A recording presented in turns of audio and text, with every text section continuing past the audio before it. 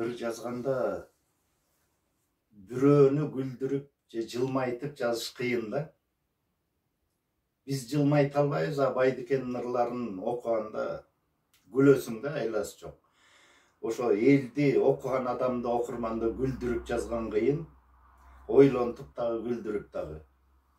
Анан Байдыкенин ырларын биз номер 5 мектебинде окуп жүргөндө эле классташтар бири-бирибизге мындай тамаша иретинде кээде ошого ылайык келе калган жерде жакшы пайдаланып жүрдүк да, мектепте окуп жүргөндө эле.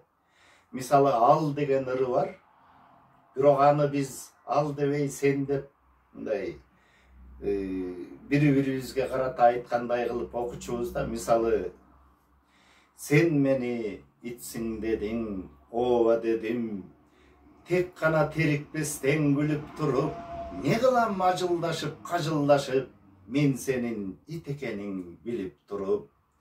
Сен мени эшек дедиң, макул дедим, болбосо шылдыңдоого жетет тилим.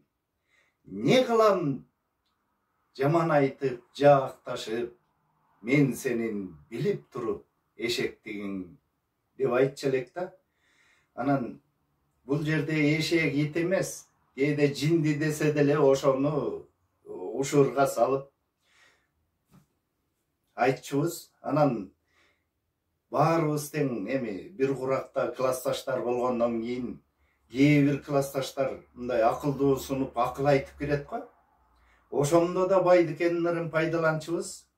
Жана сен абдан жандан ашкан боору керсиң, билгизип тилектештик жакыныңды, тепе-тең мага бөлүп бергиң келет, өзүңө жетишпеген акылыңды деп айтсак, тиги акыл айтып аткан адам мындай кызык абалда калып экинчи акыл айтпас эле да.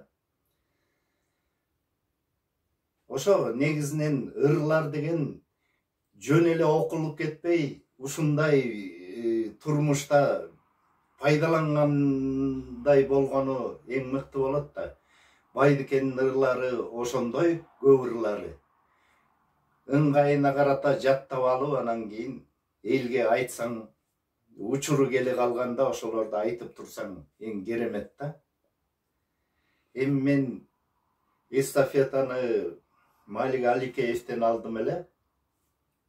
Ошол эстафетаны эми Кыргыз мамлекеттик китеп палатасынын директору Момункулов Койчуманга сунам.